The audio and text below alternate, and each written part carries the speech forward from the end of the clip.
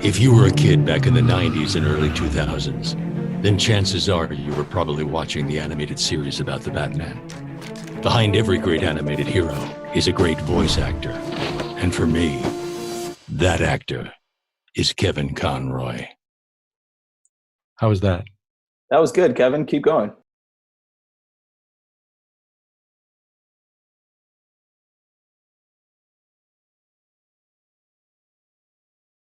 So this is actually the 30th year officially of Batman the Animated Series. But then that evolved into Batman and Robin, and then Batman Beyond, and then the Justice League, and then the Arkham games, and then all the direct-to-video movies. I mean, it's a job that just kept growing and growing over time. I know how lucky I am to have played this role. And one thing I didn't understand when I started doing it was really how the character resonates with the audience. Batman has a special place in people's hearts. It's not like that for Superman or the Flash or Wonder Woman. It is different with Batman. When I go to Comic-Cons, which I love to do, because when you do a voice, you send your performance, you put your heart and soul into it, and you send your performance out into the ether, and you never get to get that feedback from the audience that I'm so used to from stage work. So when I go to Comic-Cons, I discovered that's where I could get that feedback from. And the interaction with the audience and the fans has been extraordinary. The stories that I hear from people about how Batman got them through a dark time in their life, or a difficult childhood, or a challenging home life, how much he means to them, is really extraordinary. And so I think Batman has a special place in people's hearts. And I think the reason is because of all the superheroes, he's the only one who's actually not a superhero. He has no superpowers. He can't fly, he can't bend metal, he can't see through walls.